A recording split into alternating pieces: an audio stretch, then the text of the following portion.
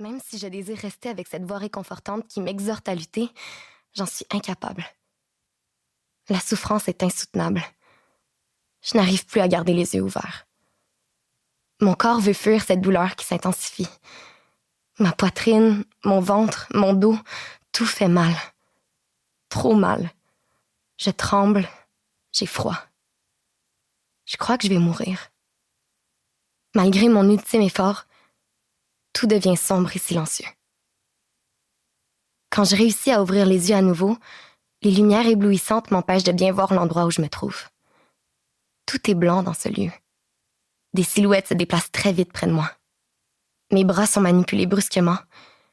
La douleur que je ressens est trop intense. Je veux qu'elle cesse. J'entends la voix rassurante d'une inconnue me parler. « Mademoiselle? Kelly? Kelly? » Sa main s'empare de la mienne. Même si son contact est étranger, ça m'apaise. Je voudrais lui répondre, mais je parviens ni à bouger ni à m'exprimer. Si je le pouvais, je lui dirais que j'ai froid, que j'ai mal et que j'ai peur. Soudain, une douleur aiguë et intense me traverse le bras. J'essaie de crier, mais aucun son ne franchit mes lèvres. Mes paupières deviennent lourdes. « Accrochez-vous, mademoiselle. Nous allons... » À nouveau, les voix s'éloignent. Les déplacements cessent. Peu à peu, l'obscurité et la quiétude s'installent. Puis, plus rien. Allongée dans ce lieu inconnu, je tente de me souvenir du moment où tout ça a commencé. Chapitre 1. « Allez, Kelly, tu vas être en retard! » crie ma mère depuis le rez-de-chaussée. J'observe les nuages moutonneux dans le ciel bleu en songeant que même si l'été tire à sa fin, cette journée du début de septembre promet d'être superbe. Pourtant, l'air frais de ma chambre me rend hésitante à m'arracher à mes couvertures. Il y a maintenant des semaines que les publicités d'articles scolaires s'entassent dans la boîte aux lettres et que la télé nous bombarde de ses nouvelles programmations automnales pour nous préparer à cette journée. La rentrée. Aujourd'hui, c'en est une différente. C'est le premier jour de ma dernière année à passer à l'intérieur des murs de Williamson. « Kelly! » insiste ma mère.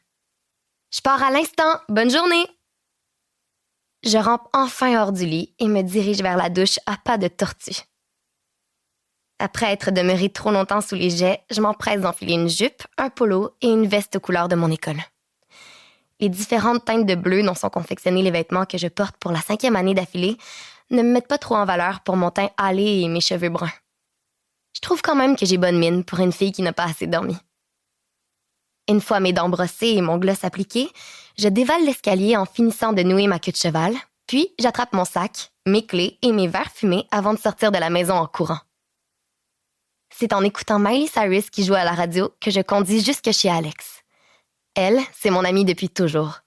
Nos parents ont commencé à se fréquenter alors qu'on n'était que des bébés, car nos pères étaient architectes pour la même entreprise. Alex et moi, on passe tout notre temps libre ensemble. Sa personnalité frivole contribue à ensoleiller même les journées les plus grises. Alex commence à sautiller lorsqu'elle m'aperçoit en train de m'engager dans sa rue. « Salut, t'as l'air en forme? Je suis en feu! » Alex s'installe pendant que j'observe sa coiffure. J'ignore comment elle s'y prend, mais son look est toujours à couper le souffle. Ses longues mèches de cheveux d'un blond californien semblent s'être battues entre elles pour éviter d'être poignardées par de multiples épingles à cheveux stylisés. Pourtant, le résultat final est digne des plus grands coiffeurs de New York ou de Paris. Jasmine vient de me téléphoner pour me dire de ne pas aller la chercher, m'informe Alex. Sa mère va la déposer à l'école parce qu'elle doit s'y rendre pour signer des documents. Ah?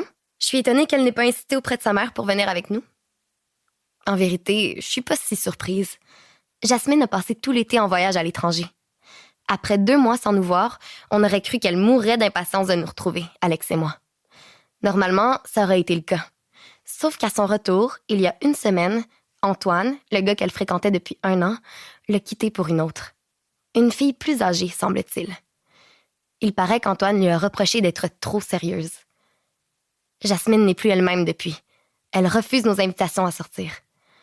En plus, chaque fois qu'on aborde le sujet d'Antoine, elle devient hyper émotive et trouve une raison de mettre fin à notre appel. Je me dis que d'être occupée avec ses études l'aidera à l'oublier. Enfin, je l'espère. À notre arrivée dans l'immense hall d'entrée, les rires et les cris des élèves fusent de tous côtés.